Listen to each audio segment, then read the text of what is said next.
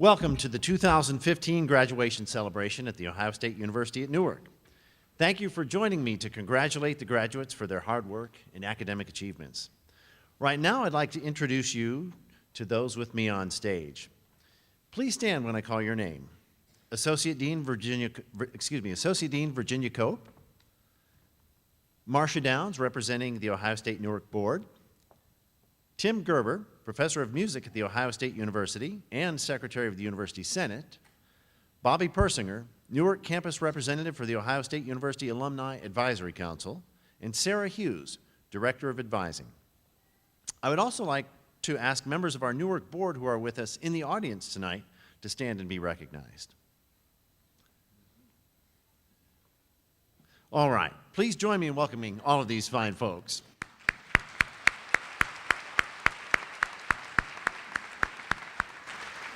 At this time, I ask the faculty who are seated behind me to stand for recognition. It is an honor for me to share the stage with these incredible scholars who teach, produce books, articles, music, and art, and whose passion for sharing their knowledge is exemplary. Please join me in welcoming them.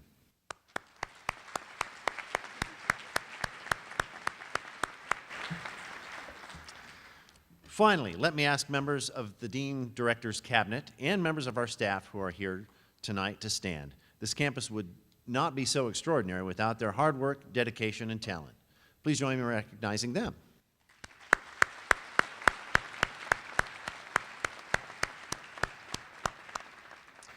I'm also honored to introduce tonight's keynote speaker, Dr. Tim Gerber, Professor of Music at The Ohio State University and Secretary of the University Senate.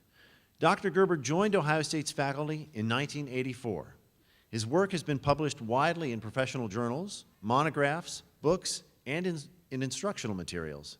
He is co-author of the high school text, Music, Its Role and Importance in Our Lives, and for 18 years, Dr. Gerber has served as the principal author of educational materials for the Columbus Symphony Orchestra. Dr. Gerber's current research focuses on music teacher education, musical development in adolescence, and arts policy in our secondary schools. Professor Gerber has long championed the importance of music study for all students in middle and high schools and has volunteered some of his research time as a general music teacher in the Columbus Public Schools. Professor Gerber is frequently invited to deliver lectures and keynote speeches across the United States and around the world. The locations of his talks range from right here tonight in Newark to the National Taiwan Normal University and the University of Regina in Canada. Professor Gerber is the recipient of numerous recognitions and awards, including the Distinguished Teaching Award from the Ohio State University School of Music and the Distinguished Music Education Alumnus Award from Oberlin College. He's also been selected as a fellow in the Ohio State Teaching Enhancement Program. Dr. Gerber earned his bachelor's degree in music at Oberlin College and his Master in Education and Doctor of Musical Arts degrees at Temple University. Dr. Gerber, we are delighted to have you with us this evening. Your passion for education, for music, and for service to the university and community are recognized by all who know you as a colleague and as a friend. Please join me in welcoming Professor Tim Gerber.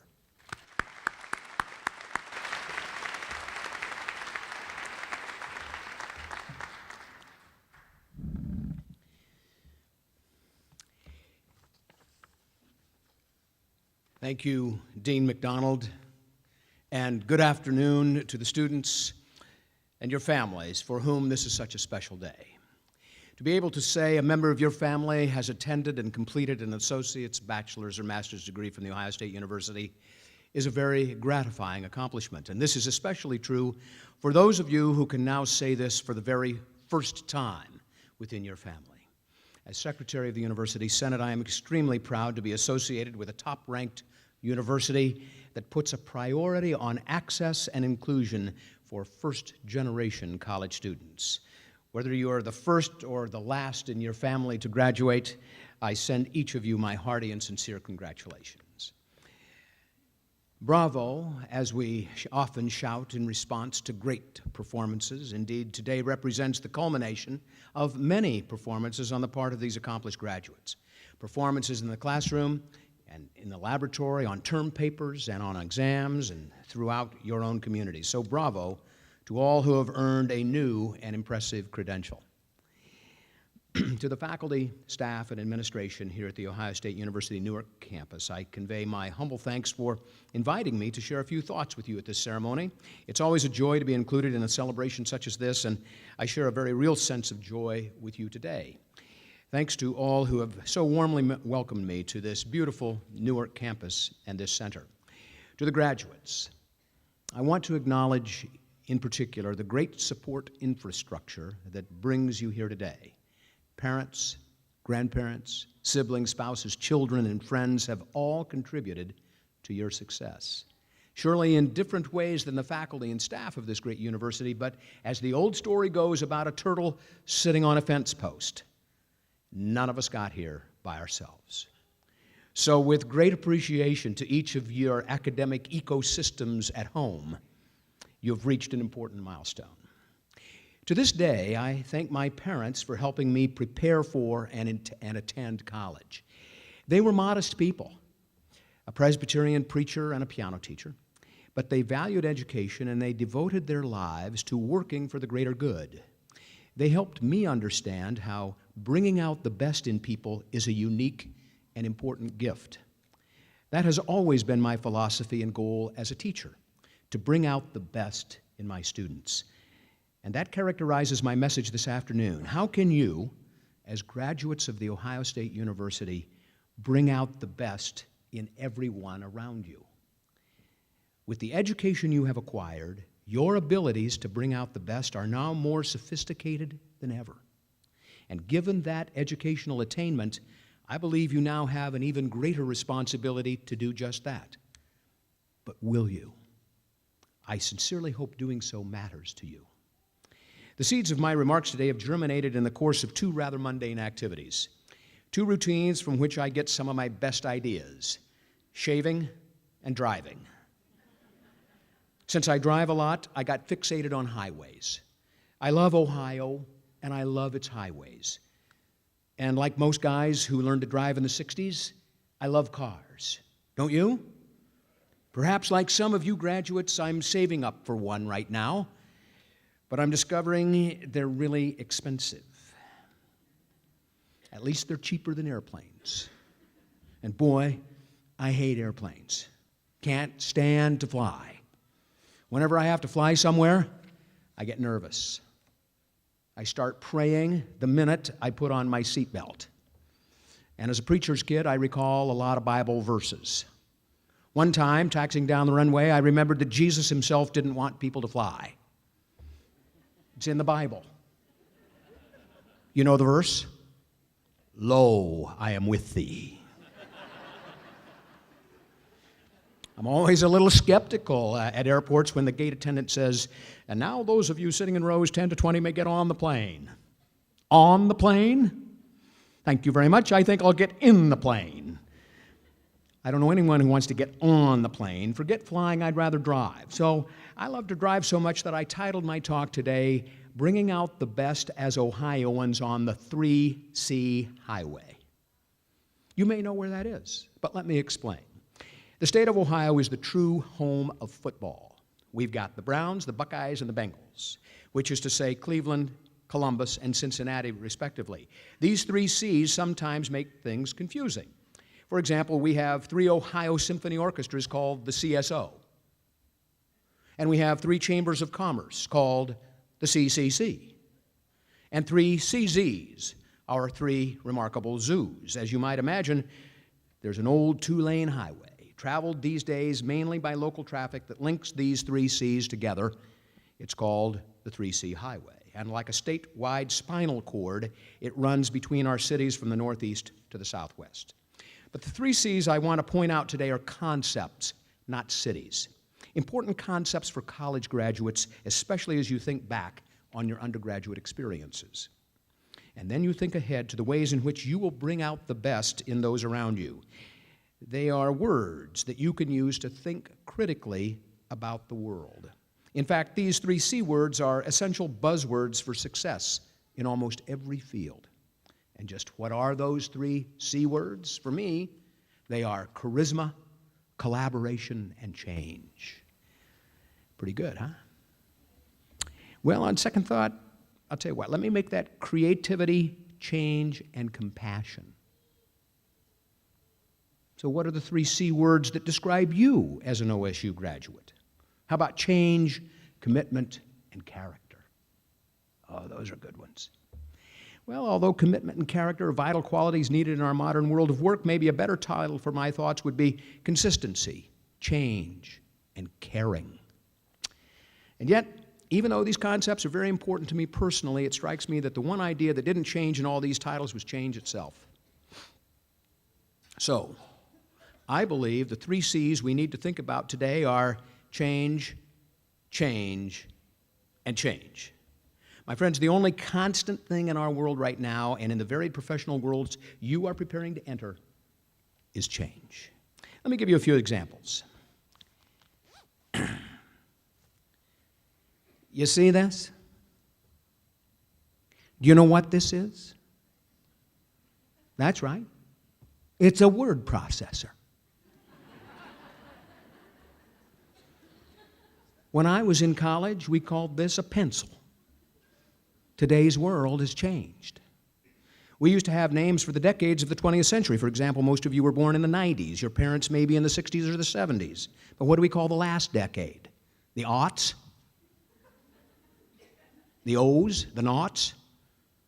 Now it's the 20-teens, but things have changed. So as graduates completing and continuing education in the 20-teens, you won't even be able to use that old excuse from the aughts of telling your professors that you can't turn in your papers, quote, because my flash drive crashed just before I hit print. Nowadays, you simply submit everything online. Just hit send. It's date and time stamped. No excuses. When I was in college, our late paper excuse went like this. I'm real sorry, Professor, but my typewriter ribbon broke. And 14 years after I graduated from college, I actually typed my doctoral dissertation, 186 pages. Can you believe I was 36 years old when I bought my first computer in 1983, an Apple II Plus for $2,000.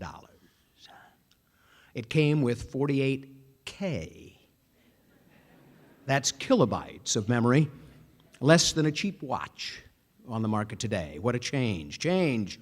When I used to drive across the heartland from my home in Omaha, Nebraska to Oberlin, Ohio, where I was a music major, there was no such thing as cordless phones, cell phones, or car phones. Now, my sister did have a Princess phone, and that was really cool. One of the biggest changes then was listening to music on cassettes rather than on open-reel tape or 45s. And CBs and 8-track tapes captured the car audio market. For that matter, in the late 60s, when I walked in your shoes as a college student, there was no such thing as chicken fingers, Big Macs, or buffalo wings, let alone SUVs, ATVs, MTVs, GPS, or APPS. Oops, that's apps. There were no iPods, iPads, iPhones, or drones. We had never seen remote controls for video or audio gear. Right, parents? And we surely hadn't imagined radar detectors, digital pagers, electronic calendars, emails, smartphones, or texting. And I can tell you that for sure. The only thing we saw pictured in those old Abercrombie and Fitch catalogs were photographs of hunting and fishing wear, not underwear. Things change. Even before you enrolled here at Newark, the following words had rarely been used. Perhaps they're in your vocabulary now, but parents, if you don't know the meanings of these terms, just ask your graduate tonight at dinner. You ready? Bromance. Crowdfunding. Frack. Frankenfood. Guyliner. Hashtag. Jeggings. Purple state. Selfie. Truthiness. Twitterati. Unfriend. Snapchat. When I was at your point in my career, even the regular routine words in our vocabularies had different meanings than they do now. For example, are you aware of some of these old definitions? Net. What the ladies in the cafeteria wore on their heads. CDs. Those were long-term savings vehicles called certificates of deposit.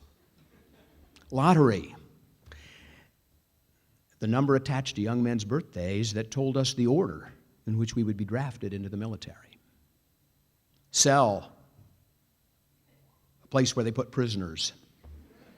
Web. A lovely but deadly insect trap built by spiders. Memory. A mental phenomenon that fades with age. Facts. Information you look up in an encyclopedia. Remote. The chances of getting a date with a good-looking pre-med student. Megabyte. What you did to a hamburger when you were really hungry. Hurling. A Norwegian winter sport played on ice. Change. When I started my junior year as a 20-year-old, I couldn't even vote. And Bob Dylan had already recorded these lyrics, "Come mothers and fathers throughout the land, don't criticize what you can't understand, for the times, they are a-changin'." Some of that change is very good indeed. When my friend and colleague, Dr. Ted McDaniel, was in high school in the 1960s, just a year ahead of me, he was prohibited from attending any school that white people attended in his hometown of Memphis, Tennessee. That's right. He had to go to one of the black high schools in Memphis. There were two at the time. That meant, too, that my friend Ted, my age but living in a different city and state, had to sit at the back of the bus. He had to drink from colored-only drinking fountains. He couldn't sleep in the same hotel where I stayed. I spoke with Ted this morning and literally could not reimagine that time in 1963 when the governor of a state would sit on the steps of a campus building and claim, as George Wallace did, that black students were not permitted to enroll in the University of Alabama. Wallace's inaugural pledge was segregation now, segregation tomorrow, segregation forever. That wasn't all that long ago. But fortunately, some things change, as eventually did Mr. Wallace himself. And therein lies great hope. But the challenge to change remains. There's little question if college vocabularies are different now than they were a generation ago. People throughout America are also different. We have changed as a nation. Consider this, for example. In 1960, the total population of the United States was 178,464,236. In 2010, the census revealed the population to be 308,745,000, up over 130 million people. And where do most of those people live? Compared to the 1940s, the decade when I was born, roughly 60% of Americans lived in small towns or rural areas. Today, over 75% of Americans live in metropolitan areas. Demographic statisticians predict that by 2020, over 80 million people, almost 25% of all Americans, will live in just 10 major metropolitan areas. Internationally, the world's population passed 5 billion in 1987 and then went to 6 billion in 2000. In March 2012, the world population hit 7 billion people. At this rate, the population of our planet will reach about 11 billion by the time most of you graduates are my age. Change. The great psychologist Carl Rogers wrote, "The world is changing at an exponential rate. The aim of education must be to develop individuals who are open to change. The goal of education must be to develop a society in which people can live more comfortably with change than rigidity. In the coming world, the capacity to face the new appropriately is more important than the ability to know and repeat the old." The words of Carl Rogers sound very contemporary, very current, don't they? But he wrote them 48 years ago, in 1967. I read them as a college student, and they inspired me then. They inspire me now, too, because I worry, and I certainly hope that our higher education enterprise today is preparing you to adequately respond to change and to anticipate its impact on society. One way that you can do that is to listen like a musician listens to sound, or to listen the way a doctor listens to her patients. Another important way that you can do that is to think critically about what words really mean. We have seen much in our news lately about the violence that often accompanies societal change. We see on a regular basis evidence of the lack of acceptance of different values, different styles, different ways of looking at and living in the world. Every day of our lives, we hear another story of how the actions of some hater somewhere has tragically and permanently changed life as it was known by another human being and his or her loved ones. From violent crime to police violence, from anti-Semitism to anti-Muslim attacks, from car bombings to kidnappings, and from gay bashing to state legislation targeting sexual orientation, one wonders, whatever happened to the Golden Rule? Have we, in so many corners of the world, lost sight of that key principle, love thy neighbor? And just what do those words really mean to you? There's an old story about President Abraham Lincoln, who was once asked by a resident of Illinois why he had put forth such a generous plan of reconstruction for the enemies of the Confederate South. The president replied that there were two well-known ways to get rid of one's enemies. One, of course, is to annihilate them. But he said, the other is to make them your friends. I ask, which of these two approaches is likely to bring out the best? Indeed, at Ohio State, we sing, "How firm thy friendship," and find great comfort in that always reassuring concept. And so today, we're often reminded to teach tolerance. You've heard that recommendation, certainly. And at least at first it sounds reasonable. Be tolerant. Teach tolerance. Really? Is that what we want? Let's think critically about what that word means. Literally, tolerance, from the Latin tolerare, means to endure or to put up with, especially to endure something that is harmful or unpleasant. So, I tolerate migraine headaches and bad traffic, even though I can't stand those things whenever I encounter them. But is this really what we want when it comes to people? And as educated leaders in our society, will this help us to bring out the best in our fellow citizens? Imagine actually admitting to someone, I tolerate the Jews, or I tolerate Muslims, or I tolerate those gays and lesbians. I think our emphasis needs to be on adopting a new language of and commitment to understanding and acceptance, caring and compassion. The Golden Rule is just that, golden. As he reflected on change, Carl Rogers said, the only learning that has true value is learning how to learn. I fully expect that among the many things you will take with you from your experiences here on the Newark campus is that you have learned how to learn, and you will continue doing so. So now I ask, how will you continue to change, much as you have experienced change while an Ohio State student? I began these reflections today by talking about the richness of bringing out the best in our fellow man. I want to conclude with a short story about my own family, the most important of my own considerable blessings.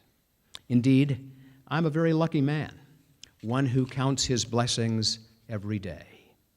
And among the greatest blessings are my wife and two daughters, both of whom are graduates of The Ohio State University. And though I'm an old Nebraska Presbyterian, and though my dad was raised as a Holmes County Mennonite, we have a very ecumenical family. You see, my wife, Beth, and the girls are Jewish. When our youngest, Nora, was studying for her bat mitzvah, I learned that our rabbi was both a fabulous group and private teacher. When Nora, trying to reconcile how her dad believed in the Christian concepts of heaven and hell while she did not, asked the rabbi to explain that. And here's what he said. No, Nora, Jews do not believe in heaven or hell. But let me explain it this way.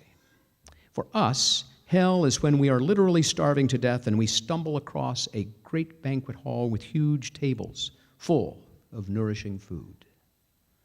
You reach out to eat some of that food, but alas, you discover your arms are like 10-foot wooden rods, and you cannot, although you can grab the food, the rods will not bend, and you cannot bring a single morsel to your mouth. But heaven, Nora, is when you find yourself in the exact same situation, starving, reaching, grabbing, and still completely unable to bend your arms. But in heaven, we feed one another. That, to me, is an inspiring example of bringing out the best in one another. It's also an inspiring example of what we can learn from those who are different from us, even within our own families. To understand and celebrate our differences can bring out our best. To be included and respected can bring out our best. And so today, as you go forward with your lives, I ask not what you bring, but what you bring out in others. I hope it's their best, and yours too. Thank you.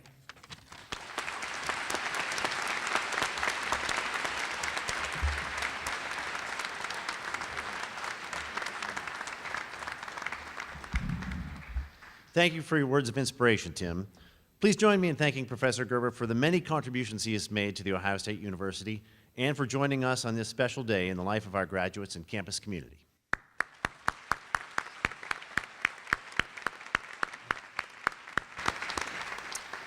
Bobby Persinger began his college career right here at Ohio State-Newark in 2000 and received his AA degree in 2006 and his BA in psychology from Ohio State in 2007. Since graduating from Ohio State, Bobby has served as the Director of Prevention Services for the nonprofit organization Pathways of Central Ohio, based right here in Newark. Bobby was named Mental Health Professional of the Year in Licking County and works closely with community partners to make a positive impact in our community and on our region. Bobby has kept his ties to Ohio State-Newark strong and was invited to serve as the Newark campus representative on the Alumni Advisory Council in April of 2013. Please join me in welcoming Bobby Persinger.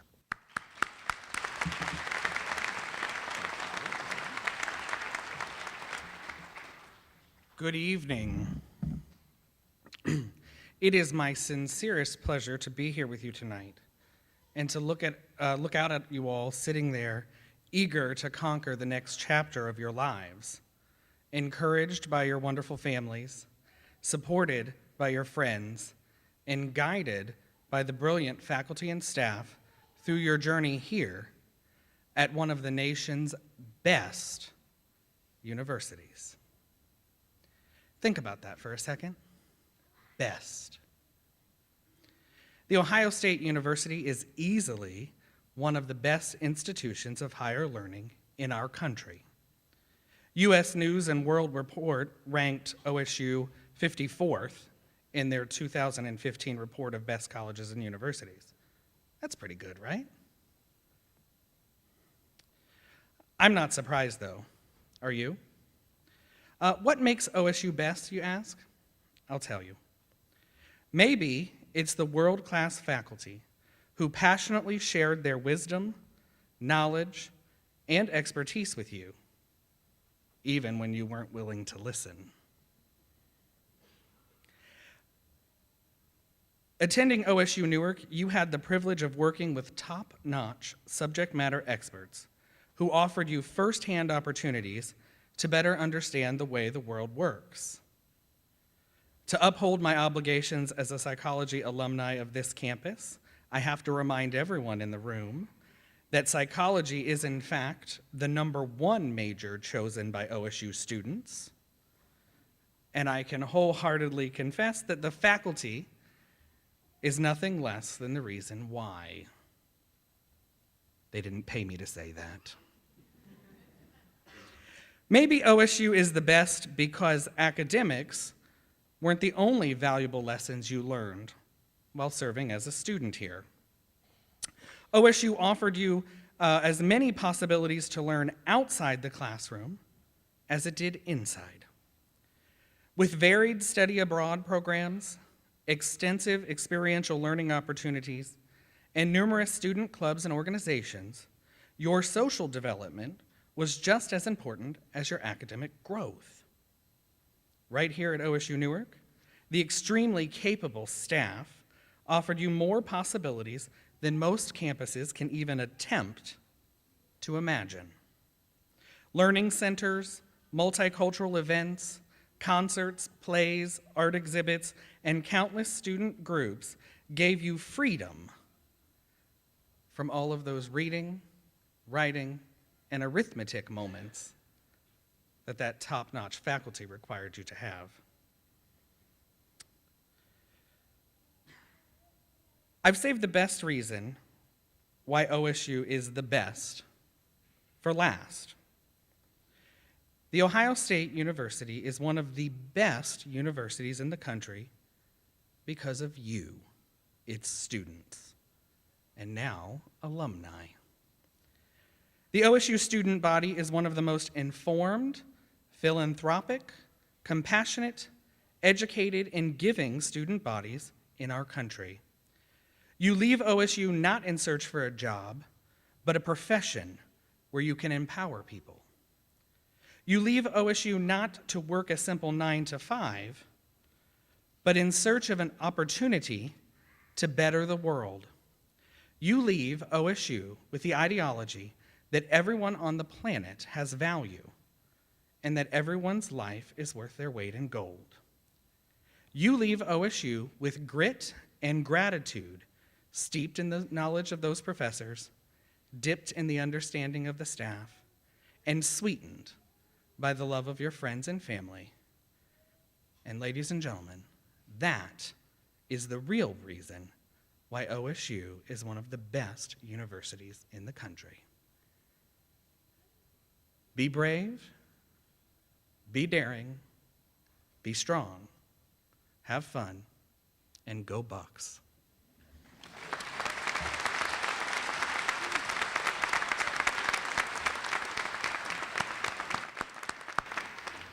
Thank you, Bobby.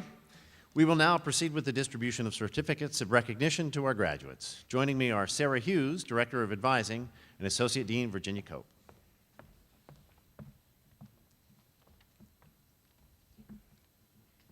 On behalf of the advising team, I add my congratulations to the recipients and degree candidates. There's nothing more rewarding than seeing you reach this goal. Each of you will receive a certificate to mark this occasion. First, we honor those of you receiving a master's degree. Ohio State-Newark offers the Master of Social Work and Master of Arts in Education postgraduate degrees. You have shown your commitment to academic achievement and should be commended for your dedication and hard work. Will the master's degree candidates please stand and come forward to be recognized?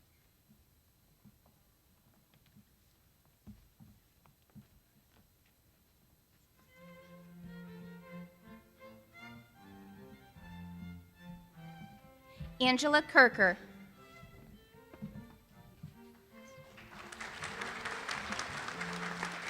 Angie Lander-Kaiser. Amy Lister.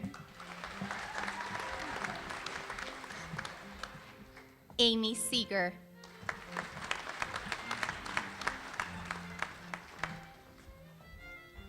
Next, those of you earning a bachelor's degree. You've taken all or most of your coursework right here at Newark, taught by many of the faculty here tonight, and we're extremely proud that you've achieved this accomplishment. Will the bachelor's degree recipients please stand and come forward?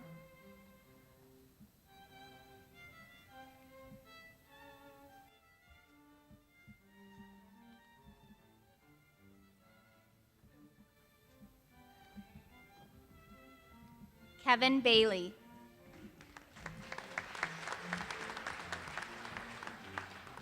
Eric Bowles. Wyatt Bowman.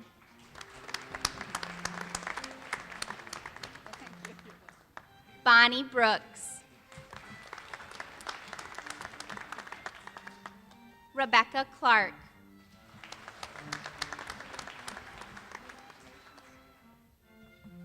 Jennifer Dune.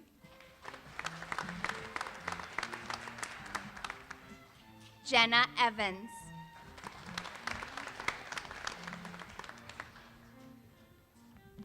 Cecilia Fike. Emily Gall.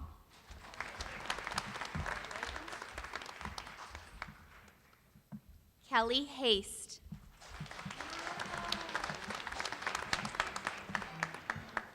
Crystal Harding. Reed Holbert.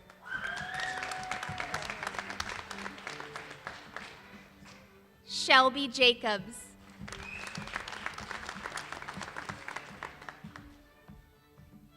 Megan Kelly. Caitlin Kennedy. Emily Kursine.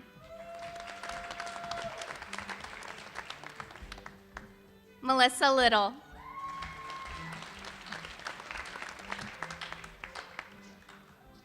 Alexandria McIntyre.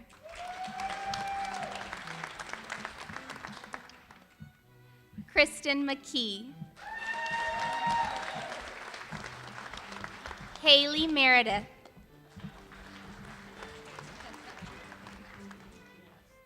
Angel Montgomery.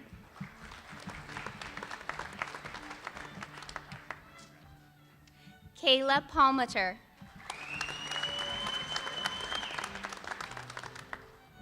Elise Ramo. Abby Rhodes. Lindsay Wright. Joshua Robison.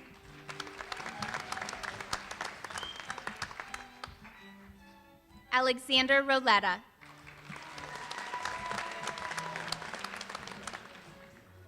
Cassidy Miner. Riley Shine.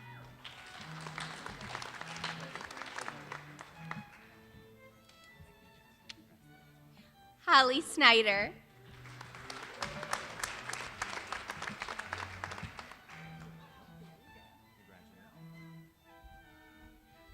Renee Thompson. Marcos Valencia.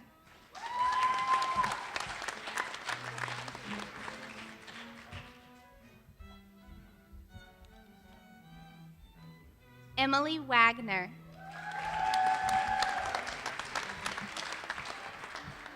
Hunter Webster. Cree Wright.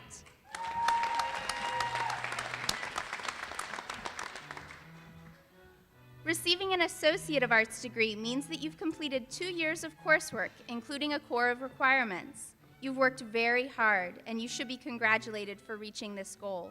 Will the Associate of Arts degree students please stand and come forward?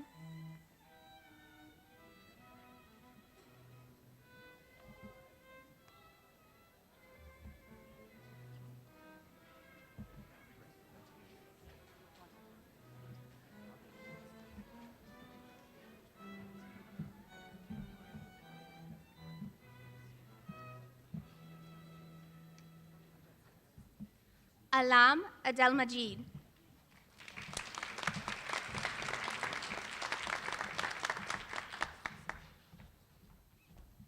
Rasmus Ajay. Jesse Alley.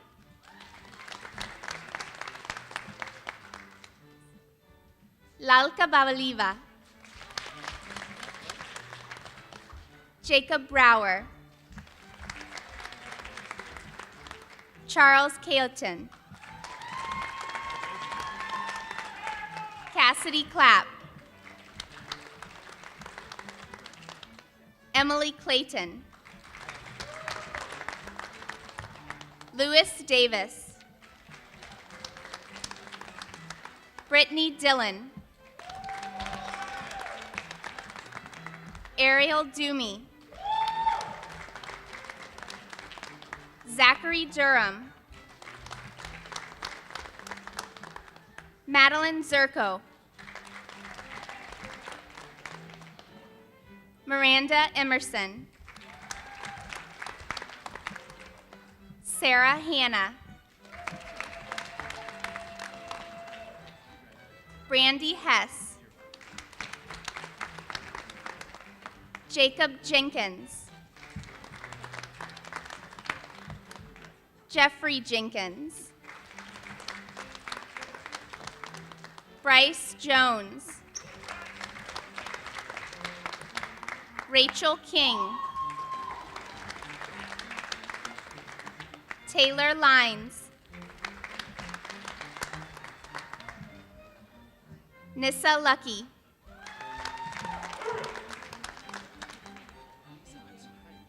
Stephanie McCann. Lucas McClure.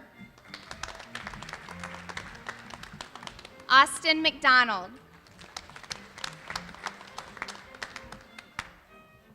Brent Mitchell. Jessica Morehouse. Allison Myers.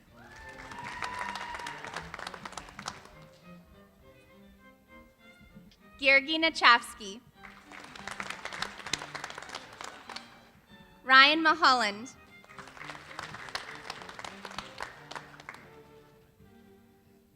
Ilya Nikovsky.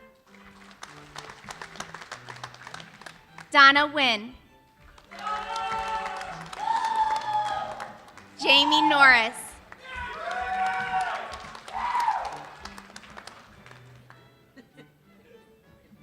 Lashana Okuzi. Alex Orr. Thomas Ozello.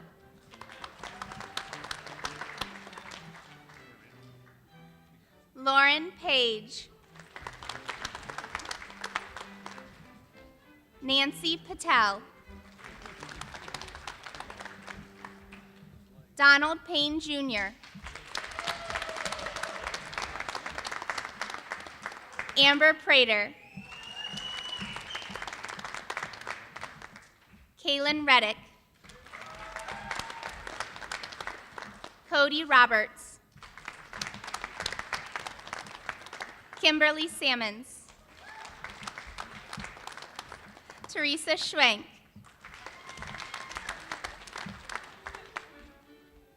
Lavery Simmons.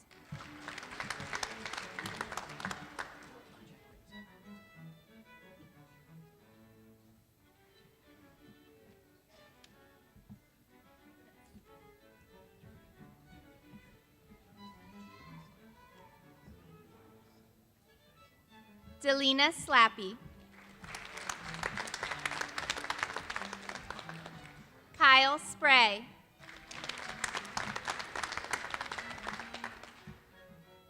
Lakin Valentine. Ingrid Oswald. Michael Werrick.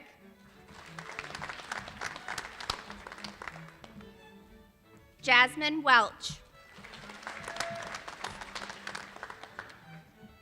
Jamie Wilden.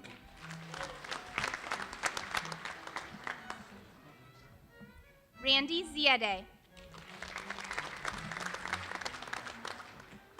Tisha White.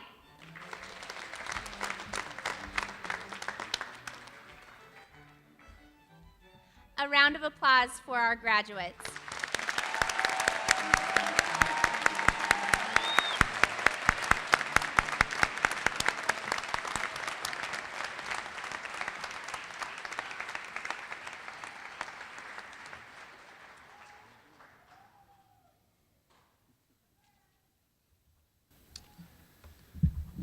I would like to thank Tim Gerber once again for sharing this moment with us. Most of all, though, I want to express my gratitude to all of you for helping to take The Ohio State University at Newark to a place of excellence. You are our future, and our intellectual curiosity and pursuit of excellence will serve you well wherever you go from here. Wherever you go, you will always be a part of the global family that is The Ohio State University. On behalf of our faculty and staff, I congratulate you on your academic achievements. Many of you whom we are honoring tonight reached your goal while receiving encouragement, guidance, and support from family members and friends. Would the families and friends of the graduates please stand so the graduates may show their appreciation to you?